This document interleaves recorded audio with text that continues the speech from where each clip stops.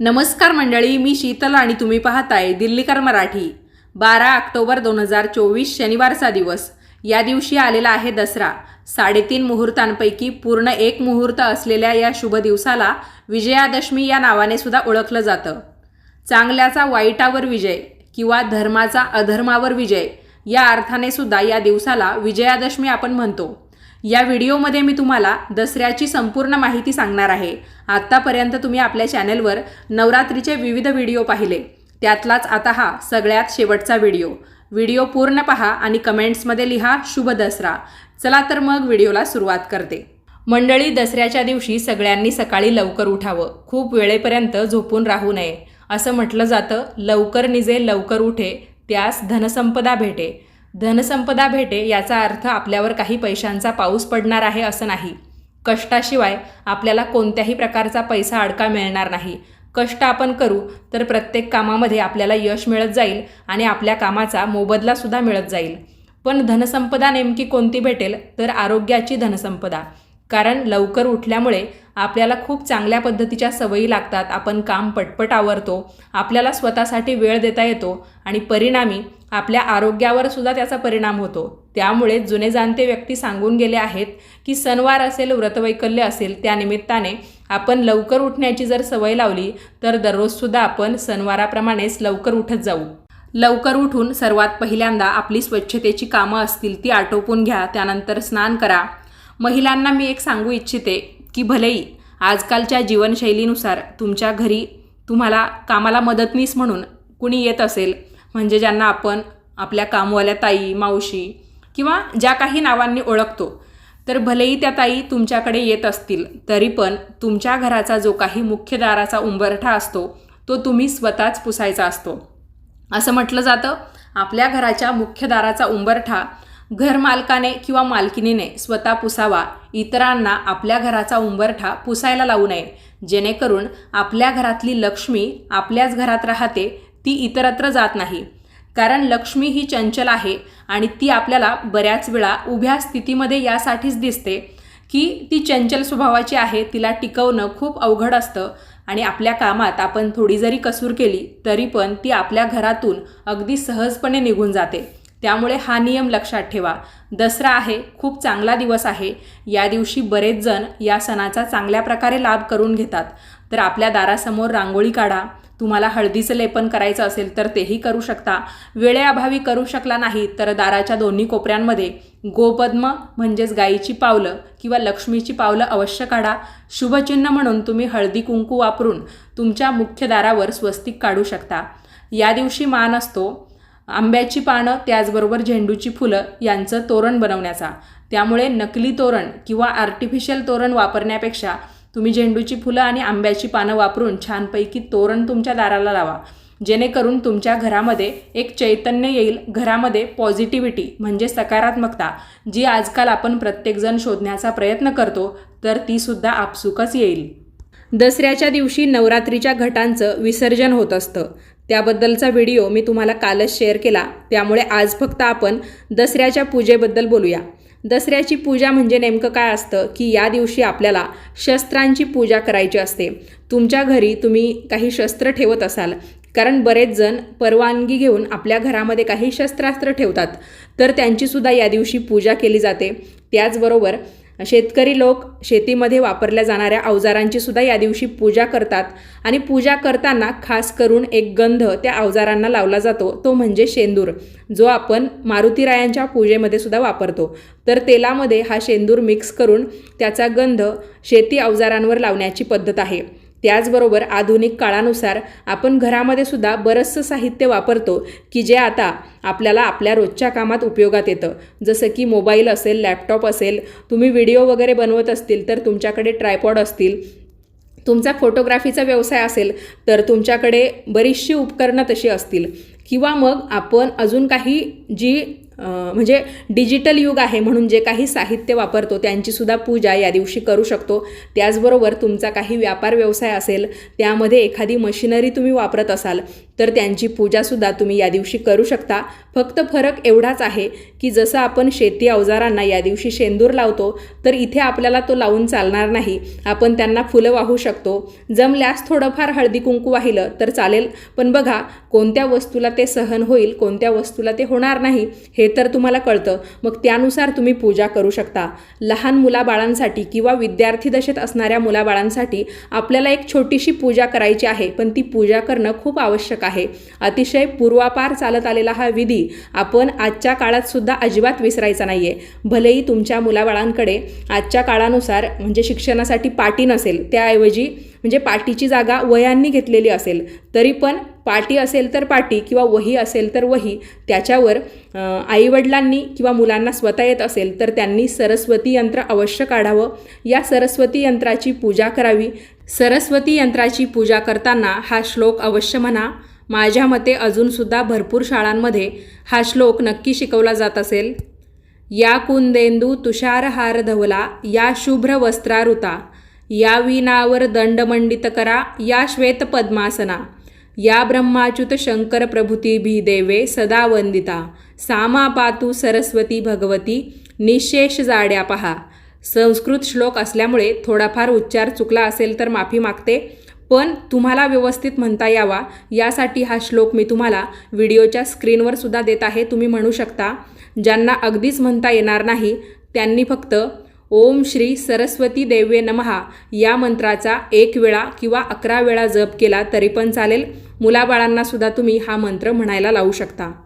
आपण जर घटस्थापना केलेली असेल तर घटाखाली जे काही धान्य उगवतं त्यातलं थोडंसं धान्य धन म्हणून आपल्या तिजोरीमध्ये ठेवायला अजिबात विसरू नका. बऱ्याच वेळा तुम्ही एका उपायामध्ये ऐकलं असेल की तुळशीमध्ये एखादं जेव्हा झाड उगवतं किंवा अगदी बारीकसं गवत उगवतं तर त्यालासुद्धा तुळशी मातेचा आशीर्वाद लाभल्यामुळे किंवा तुळशीच्या कुंडीत ते उगवल्यामुळे खूप जास्त महत्त्व प्राप्त होतं. त्याच पद्धतीने जसं आपण नवरात्रीच्या निमित्ताने घटस्थापना करतो, त्याच्याखाली मातीमध्ये धान्य पेरतो तर त्याला म्हणतात वेदिका. आणि या वेदिकेमध्ये जे पीक तयार होतं किंवा जे धान्य उगवतं त्याला धन असं म्हटलं जातं. त्यामुळे आपल्या घरामध्ये सुद्धा धनधान्याची बरकत राहावी यासाठी थोडं का होईना धन एखाद्या लाल कपड्यामध्ये गुंडाळून किंवा एखाद्या छोट्याशा कागदाच्या तुकड्यामध्ये गुंडाळून तुम्ही तुमच्या तिजोरीमध्ये किंवा पैसे ठेवण्याच्या ठिकाणी अवश्य ठेवा. नवरात्रीची सांगता देवीची तळी भरल्याशिवाय होत नाही, पण काही भागांमध्ये तळी भरण्याची पद्धत नाही. तुमच्यापैकी काही जण विचारत होते जशी आपण खंडोबाची तळी भरतो त्याच पद्धतीने आपल्या कुळदेवीची तळी भरायची असते का? हो, तशीच, पण फरक फक्त एवढा आहे, आपण खंडोबाची तळी भरताना कलशावर विड्याची पानं लावून त्याच्यामध्ये खोबऱ्याची वाटी ठेवतो आणि त्यामध्ये भंडारा टाकतो. तर इथे आपल्याला खोबऱ्याची वाटी न ठेवता त्या कलशावर नारळ ठेवायचा असतो, जो आपण 10 दिवस पूजेमध्ये म्हणजे घटस्थापना करताना घटावर किंवा मंगल कलशावर ठेवलेला असतो. आणि तो समजा आपण देवीसमोर वाढवला असेल म्हणजे फोडला असेल तर आपण दुसरा नारळ घेऊन एक मंगल कलश तयार करायचा. त्या ताटामध्ये म्हणजे तळीच्या ताटामध्ये देवीचा टाक ठेवायचा. तुमच्याकडे देवीचे टाक नसतील तर तुम्ही त्याच्याऐवजी देवीचं प्रतीक म्हणून पान सुपारीसुद्धा ठेवू शकता किंवा देवीची मूर्ती असल्यास ती ठेवली तरी पण चालेल. फोटो असेल तर तो सुद्धा तुम्ही मंगल कलशाला टेकवून ठेवला तरी पण चालेल. तळीच्या ताटामध्ये थोडंफार उगवलेलं धान्य, त्याचबरोबर तुम्हाला आपट्याची पानंसुद्धा ठेवायची असतात आणि आपल्या तुळजाभवानी आईचा किंवा आपल्या कुलस्वामिनी आईचा, जी आपली कुलस्वामिनी असते, तिचा जय जयकार करत उदो उदो करत ती तळी उचलायची असते. म्हणजे 3 वेळा आपण ती तळी उचलायची. पुन्हा जागेवर ठेवण्यापूर्वी आपल्या डोक्यावर आपण जी काही टोपी घातलेली असते किंवा महिला जर तळी भरत असतील तर काही का होईना आसन तुम्ही ते तळीचं ताट ठेवण्यापूर्वी ठेवा.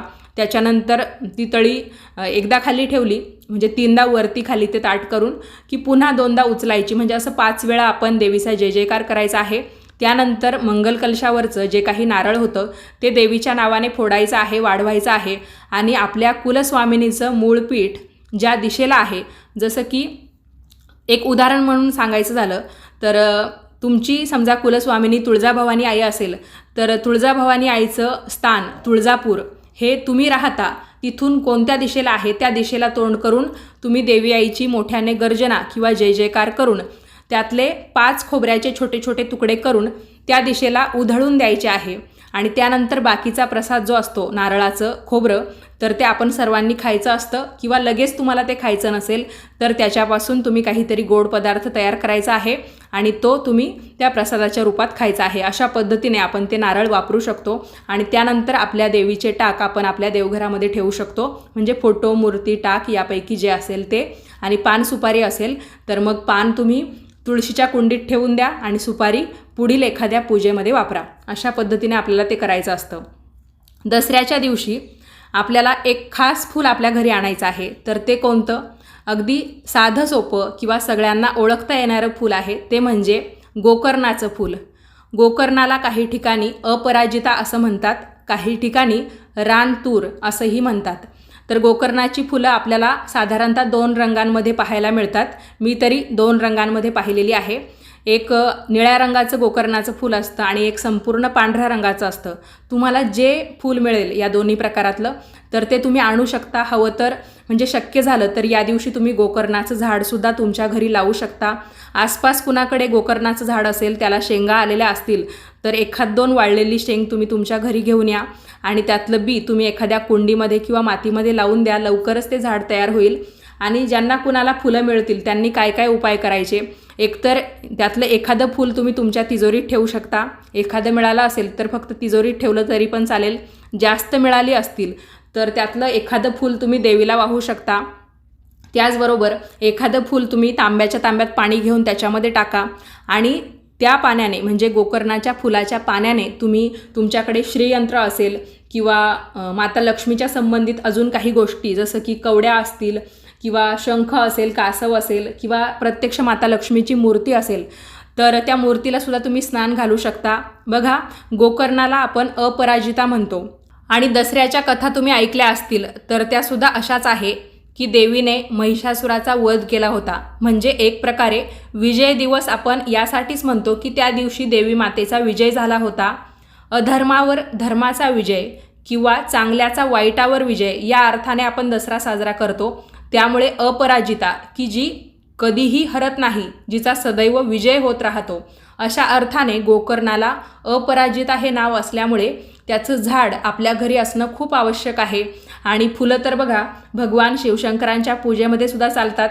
आणि त्यातली निळ्या रंगाची जी गोकर्ण असते तिचा जर निळा रंग तुम्ही व्यवस्थित पाहिला तर तुमच्या एक गोष्ट लक्षात येईल. आजकाल बाजारामध्ये नजर लागू नये यासाठी एक मणी भेटतो बघा, किंवा ज्याला आपण नजरिया किंवा एविल आय या नावाने सुद्धा ओळखतो. तर त्याचा रंग आणि गोकर्णाच्या फुलाचा रंग अगदी सेम टू सेम असतो.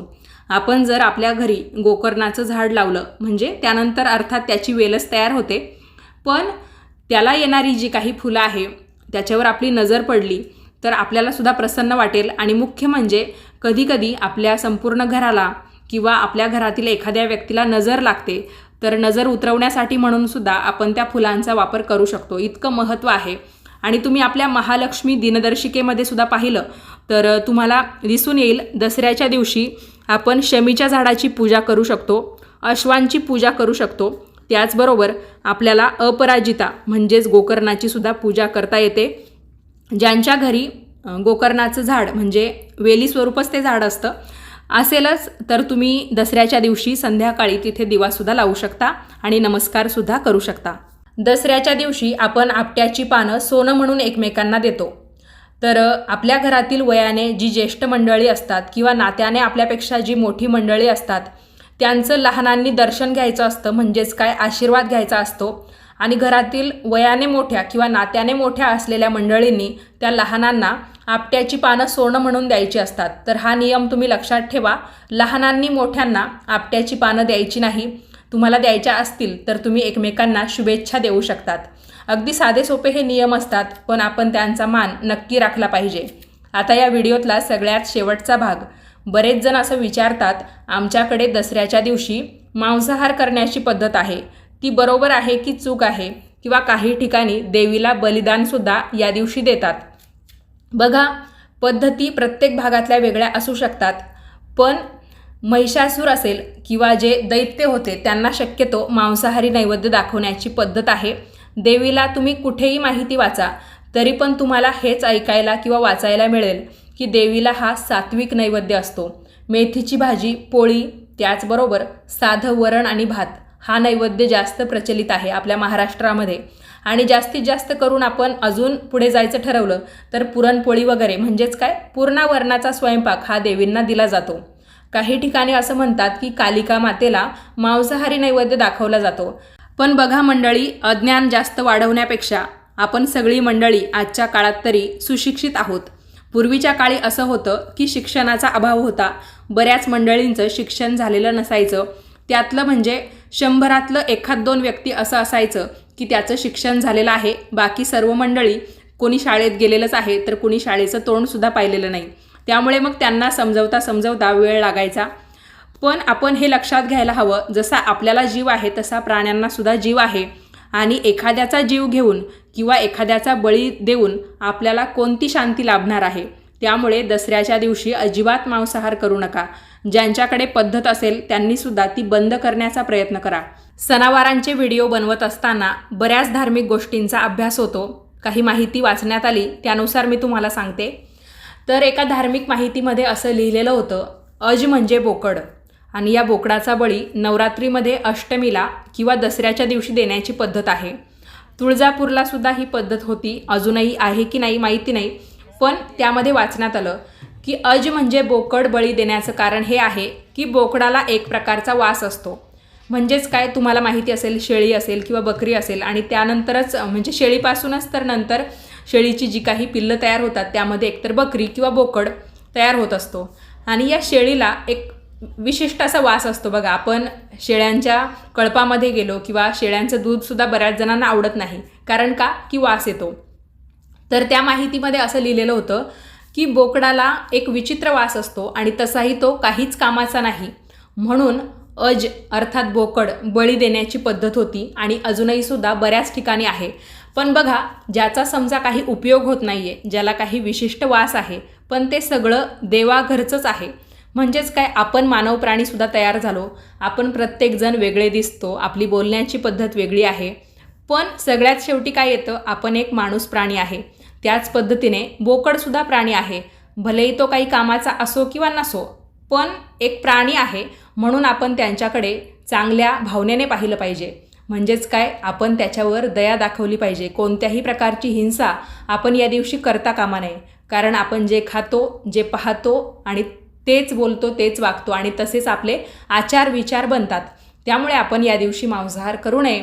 आणि सगळ्या गोष्टींची एक गोष्ट ही की आपण 9 दिवसांचे उपवास करतो किंवा भलेही नवरात्रीत तुम्ही उपवास करत नसाल, पण नवरात्रीमध्ये 9 दिवसात आपण जो काही कुळाचार करतो तो कशासाठी की थोडं का होईना पुण्य अशा सात्विक गोष्टी केल्यामुळे आपल्या पदरी पडेल. आणि त्यानंतर आपण त्याच्यावर जर अशा पद्धतीने म्हणजे 9 दिवस सेवा केली आणि 10व्या दिवशी दसऱ्याच्या दिवशी मांसाहार केला तर त्या सेवेवर, त्या पुण्यावर आपण पाणी फिरवल्यासारखं आहे. म्हणजेच काय, पूर्ण आपल्या आयुष्यामध्ये आपण काही चुका सुधरवत पुण्यामध्ये भर टाकतो आणि पापाचा घडा आपला कमी करत असतो. तर मग या 9 दिवसांच्या कमवलेल्या पुण्यामध्ये तुम्ही जर एक दिवशी हा मांसाहार करून पाणी फिरवणार असाल तर काहीच उपयोग नाही आहे. त्यामुळे दसऱ्याला मांसाहार करणं कधीही अयोग्यच आहे. आपण या पद्धतींमध्ये बदल करून घेतला तर खूप चांगलं ठरेल आपल्या संपूर्ण कुटुंबासाठी आणि समाजामध्ये सुद्धा यामुळे परिवर्तन घडून येण्यास नक्की मदत होईल. तुम्हाला हा व्हिडिओ कसा वाटला मला कमेंट्स करून नक्की कळवा. आवडला असेल तर लाईक करा, उपयोगी वाटला असेल तर जास्तीत जास्त लोकांना पाठवा. आणि याच पद्धतीचे नवनवीन माहितीचे व्हिडिओ पाहण्यासाठी आजच आपल्या दिल्लीकर मराठी या यूट्यूब वाहिनीला सबस्क्राईब करा. व्हिडिओ पाहिल्याबद्दल तुम्हा सर्वांचे खूप खूप धन्यवाद.